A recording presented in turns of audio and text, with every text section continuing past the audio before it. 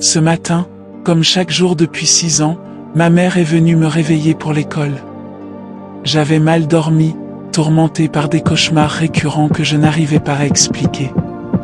Des ombres diffuses m'oppressaient dans mon sommeil, et je m'étais réveillé en sueur, la tête lourde. Alors, quand elle a frappé à la porte doucement pour me tirer du lit, j'ai grogné sans vraiment réfléchir. Mon cœur, lève-toi, c'est le moment. Elle a attendu quelques minutes avant de revenir, plus insistante cette fois. Lève-toi mon chéri, il est déjà tard. Sa voix, habituellement douce, portait une note d'inquiétude. Je me suis finalement levée, mais à contre-cœur. J'ai traîné les pieds jusqu'à la salle de bain, et tout en me brossant les dents, je me suis surpris à soupirer bruyamment. Je ne voulais pas admettre que j'étais en colère contre moi-même pour mon manque de repos, mais c'est sur elle que mon agacement s'est déversé. En descendant pour prendre le petit déjeuner, je l'ai vue s'affairer comme toujours, s'assurant que tout soit parfait. Ses gestes étaient fluides et précis, comme un ballet qu'elle répétait chaque jour. Mais moi, ce matin-là, je n'avais pas la patience de l'apprécier. Mange doucement mon grand, tu vas t'étouffer. M'a-t-elle conseillé gentiment. Mais, dans mon esprit fatigué et frustré, ces paroles m'ont semblé être une énième intrusion. Alors, sans réfléchir, je lui ai lancé sèchement. « Oui, je sais, ne commence pas », son regard s'est voilé un instant, mais elle n'a rien dit. C'était toujours comme ça. Elle ne répondait jamais à mes éclats, préférant m'accorder de l'espace.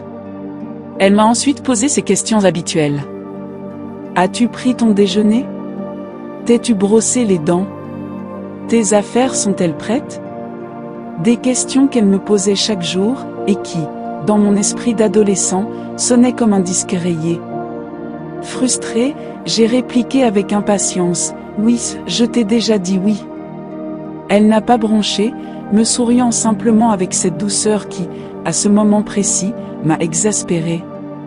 Puis, elle a demandé, comme toujours, un bisou avant que je parte. Mais je me suis senti pressé par l'heure, par ma routine, par ma fatigue, alors j'ai répondu sans réfléchir. « Maman, je suis en retard, pas le temps pour ça. » Et sans me retourner, je suis sortie de la maison. Sur le chemin de l'école, une étrange sensation m'a envahi. C'était comme un poids invisible, une sorte de malaise que je ne pouvais pas nommer. Mon cœur s'est serré, et l'idée de faire demi-tour pour lui donner ce bisou, que je venais de refuser, m'a traversé l'esprit. Mais, comme souvent, je l'ai balayé d'un revers de la main, me convainquant que je la verrais plus tard et que je pourrais lui montrer mon affection à un autre moment. Après tout, c'était juste une journée comme une autre. Une fois à l'école, le rythme des cours et les conversations avec mes amis ont rapidement chassé cette sensation étrange. Je me suis perdue dans les discussions sur les devoirs, les examens à venir et les projets du week-end.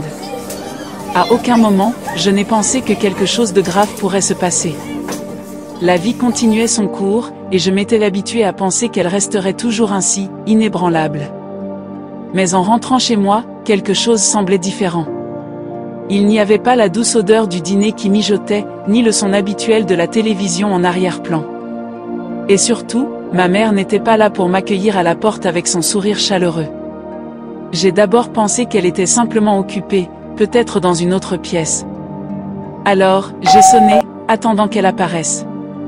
À la place, c'est mon père qui a ouvert la porte. Son visage était marqué par une fatigue que je n'avais jamais vue auparavant, une tristesse qui me glaça sur place. Il m'a regardé d'un air que je ne pouvais pas déchiffrer immédiatement, mais au fond de moi, je savais que quelque chose n'allait pas. « Qu'est-ce qu'il se passe ?» ai-je demandé, une boule d'angoisse nouée dans la gorge. Mon père m'a pris par les épaules, et j'ai vu ses yeux se remplir de larmes. Sa voix tremblait, à peine capable de prononcer les mots. Ta mère, elle a eu une crise cardiaque ce matin, elle nous a quittés. Ces mots ont fait l'effet d'un coup de poing.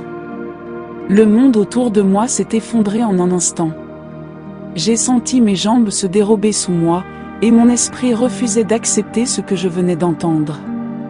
Non, ça ne pouvait pas être vrai. Je l'avais vue ce matin, pleine de vie, inquiète pour moi comme toujours. Ça ne pouvait pas se terminer comme ça, aussi brutalement, sans avertissement. Les derniers mots que je lui avais dit résonnaient dans ma tête, déchirants, remplis de regrets. Pas le temps pour ça. Pas le temps pour un dernier bisou, pour une dernière étreinte. Pas le temps pour lui dire à quel point elle comptait pour moi. Je me suis effondrée en larmes. Les regrets m'ont submergée. Pourquoi avais-je été si dure avec elle ce matin? Pourquoi ne pouvais-je pas lui accorder juste un peu plus de patience? Je me suis rappelé toutes ces fois où elle avait été là pour moi, où elle m'avait soutenue, même dans mes pires moments. Et maintenant, elle n'était plus là. Cette leçon, je l'ai apprise trop tard. On pense toujours avoir du temps. Du temps pour dire « je t'aime », du temps pour dire « je suis désolé », du temps pour montrer à ceux qu'on aime à quel point ils comptent pour nous. Mais ce n'est pas vrai. Le temps est impitoyable, et il ne nous attend pas. Chaque moment est précieux, chaque geste compte. Aujourd'hui, je porte en moi ce regret, mais aussi cette leçon, ne jamais repousser l'amour, ne jamais remettre à demain ce que l'on peut offrir aujourd'hui. Prenons soin de ceux que nous aimons, montrons-leur notre affection tant que nous le pouvons. Car la vie est fragile, et le remords est un fardeau bien trop lourd à porter.